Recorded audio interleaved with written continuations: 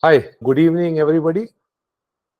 As already told by Vipul, I am Group Captain Manish Sharma, and we would be taking you on a journey for your investment planning, whether it is by way of investing through mutual funds or share market or real estate or risk management as insurance goes on. The topic which we have chosen, it's primarily for the people who are planning retirement or who are retiring or who just retired, but they have some kind of a corpus available and they're wondering where to go, what to do, how to invest. I think we'll cover all that. That's why I say mutual fund sahi hai. But then the previous calculation was with 14%, and I had shown you from 1979 to 2024 journey of Sensex, wherein it is close to 16%. So why it is 16%? People generally do not put a figure of anything like this on mutual fund investment. In fact, SEBI also guides to be quoted around 12.5%. But why I have that conviction is basically there are two factors which I do a calculation. How does the mutual fund returns get calculated? It is the mutual fund, it is the inflation plus the growth in GDP. So if that average inflation is between 6 to 7% and average GDP growth is around 7 to 8%, as per me, the average mutual fund return has to be 14 to 16%, because 6% is the inflation. So nobody is doing anything. The valuation is automatically happening. Another 7% is growth of GDP. If the industry is working, so naturally the circulation is happening. I mean, how the GDP is calculated is by way of how the industry is working. So with this, I arrive at a figure of around 14 to 16%, and I find most of the time my predictions have been correct. Before moving further, let's have a look at the factors which actually influence the income level. And because all these figures, though, I mean, theoretically good, mathematically correct, but still you may wonder, he is saying, but no, my mutual fund has given me only 10%, or my so and so investment has only giving me negative returns. I bought it for so much amount and now it is available only for this much. So what happens, why such things happen is, one is an individual's expertise and knowledge about a particular sector or a particular investment product which he is getting into. Second is the location, especially or more so important about physical assets. Something at whatever rate will grow in Gurgaon may certainly not grow at the same rate in say some obscure town somewhere. Okay, so that is very important. Then the duration, the duration for which somebody is willing to hold the investment. Okay, I always say the timing of entry is not very important, but the time of holding is very important. If you if somebody can hold, because then averaging happens. Okay, if something has been growing at a rapid pace to some extent and you think that the last guy who bought it a year back and he had around 70% profit, so when I buy it now, maybe I'll also have 70%, it may not happen. But then if you buy the right asset, you would have at least, I mean, what I'm saying is that 16%, which is a very handsome return over a period of 45 years. If you actually calculate, it's a fantastic return. The risk appetite also matters. Okay. Somebody would want to go for the safety, the priority is safety.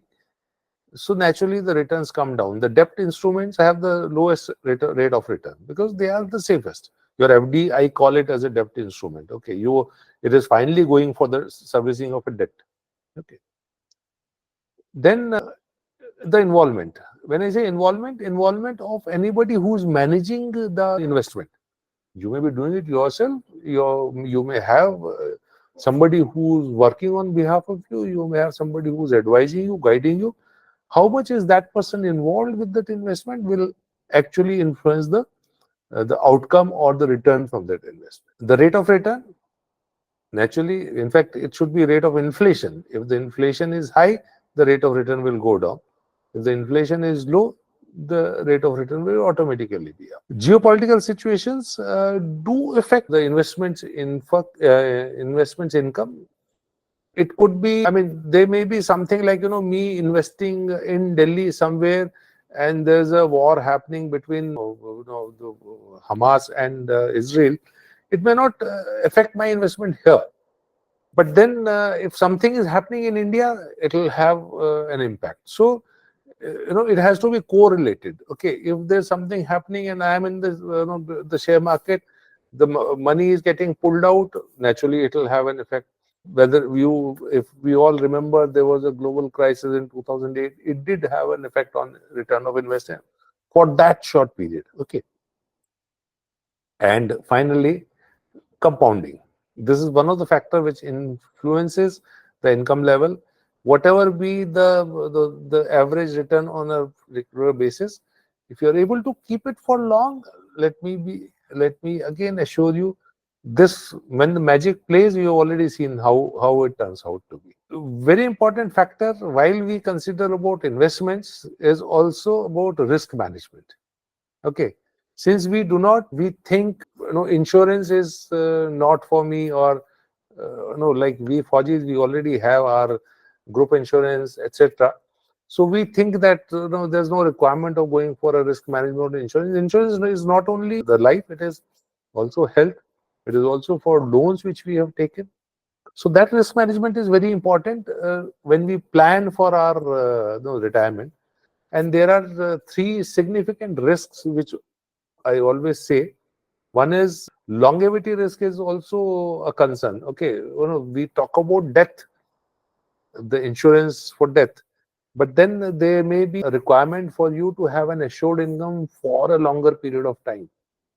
Okay, so the insurance sector is one which gives you that kind of assurance. The liability insurance I've already told, that is a risk. Supposing somebody departs and leaves a lot of liabilities for the family, so whatever investments wherever they have done all goes into, paying off those debt or those loans. So nothing is left. So that insurance is also very important. That insurance, I don't say you insure the loan. You need to cater for insurance to handle that loan. Okay. And thirdly is estate planning is what I advocate. Not many insurance consultants agree to this, but yes, I have a thought process. So I always say that yes, you want to plan your legacy. So insurance is one way of doing it. More on this would be coming up a little later, as to which all various insurance products can be incorporated, and for designing your broader goals of financial securities and preserving wealth. So with this, I must tell you some small tips to manage a portfolio post retirement. I'm sure we all must be keen to listen to that. Not going into the greater details, but remember three basic things. Thumb rule, which we say, and I think it was told by Warren Buffett also. Yes, here it is. There were two rules which he said. One is never lose money, and second was never forget rule number one.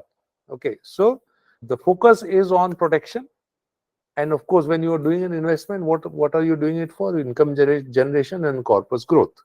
So remember three thumb rules: income generation, corpus protection, and corpus growth.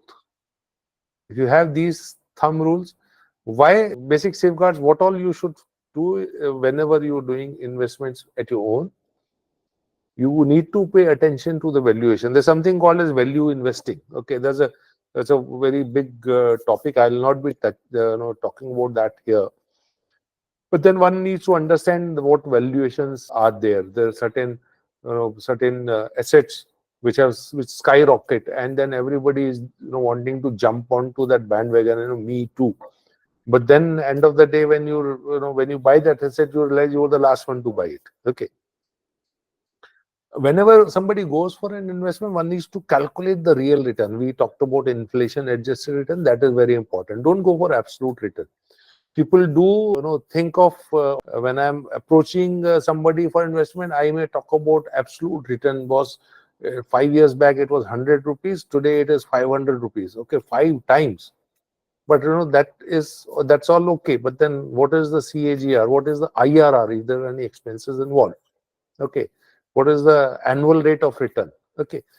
What is the underlying assets? It may happen. It may happen that some asset has just skyrocketed, grown.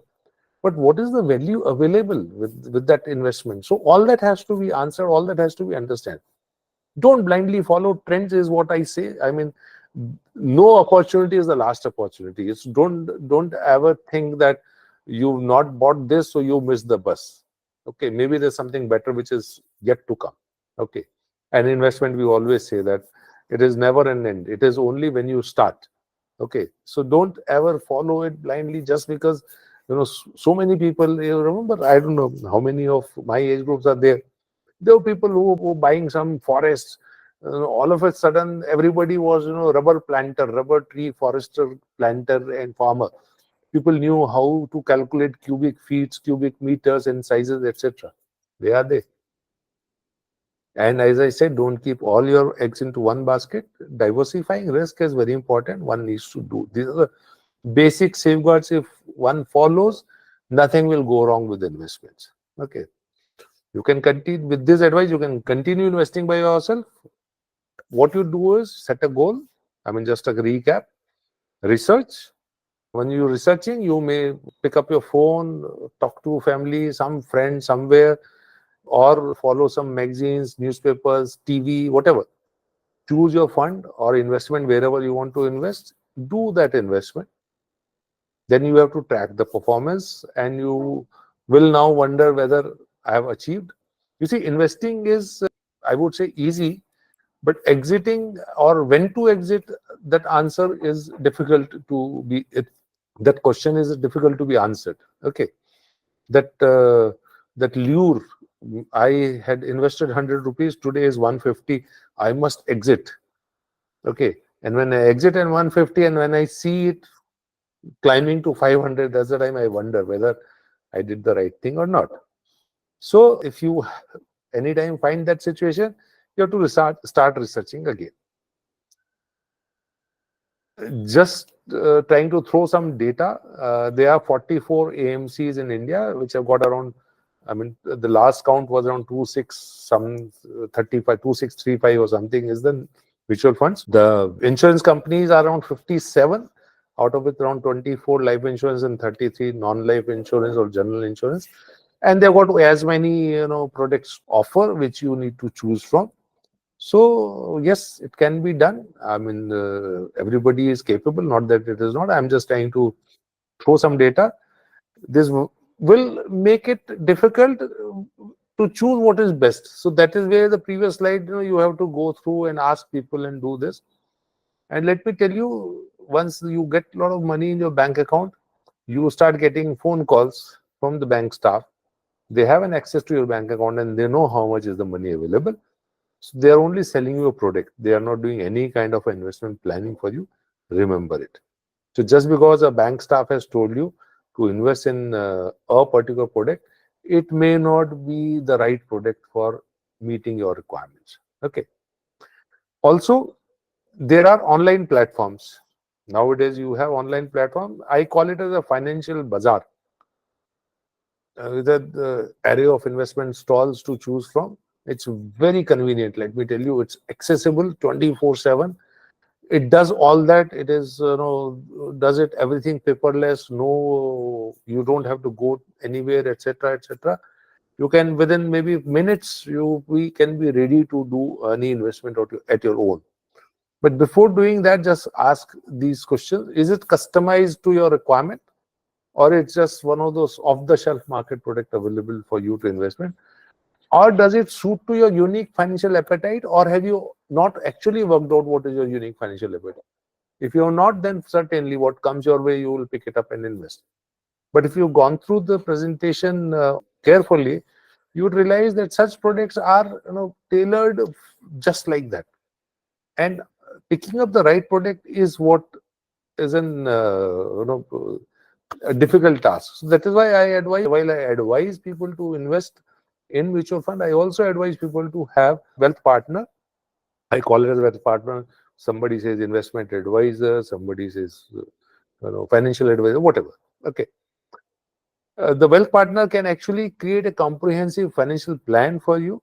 There are no reckless mistakes and emotional mistakes with the wealth partner, because he understands the market and he does not get jittery about when the market is going up or going down. They understand when where is the opportunity. He can ensure diversification, and he can actually tailor the investment solutions suiting to each individual's unique requirements. Crafts a customized investment portfolio, offers advice in unpredictable financial markets. Your financial advisor may give you a call, sir, this is what is coming up in the market today, tomorrow, maybe next 1 week. Kindly arrange funds. You can actually do good there. Listen to that financial advisor. He is wanting it to happen. Okay. He may like to help rebalance your investment, because all investment decisions of everybody may not be correct all the time. Okay, there would be mistakes, and a wealth partner or a financial advisor will also commit mistakes. It is not that he is some god and he actually knows and does everything. No, but then for that person to understand the mistake and catch that mistake at the early stage and take corrective action is far more better than anybody doing it individually. You may call him as your financial friend, a guide, or a financial storyteller, whatever, but then he is there with you. And remember, the stock market is a manic depressive, because it is said again by Warren Buffett. And I think for this very reason, everybody who wants to travel on, to take a journey on share market or investment, should have a wealth partner. We all know about Warren Buffett, everybody knows, but how many of actually know about this guy? He is known, Benjamin Graham. He was his guide or an instructor, or whatever you may call him, for his financial journey. And whatever Warren Buffett, I mean, he does say that, I have read a book wherein he gave the credit to Benjamin Graham, that whatever his net worth is, about $132 billion as on maybe this month, that he gives a credit of all this to whatever Benjamin Graham has told him to do. And he finds that this is what is the best way I have been doing it. Incidentally, 90%, 99% of Buffett's net worth was accumulated after the age of 65 years, though he started investing at the age of 11 years. And I think he became the income tax payee at first income tax return at the age of 13 or something. But his actual income, whatever we see, 132 billion, 90% or 99% was after he attained the age of 65. It is not that something happened, it is the magic of compounding. Okay. If you actually see it on a plotted graph, it's gradually grown, and subsequent years, or the years after 65 years, it actually went up like anything. So coming to the end, I will leave you with a quote of Warren Buffett again: is price is what you pay and value is what you get. It is with reference to the value investing, which concept which he professes. Okay. And I will leave you here. Thank you very much for your patient listening.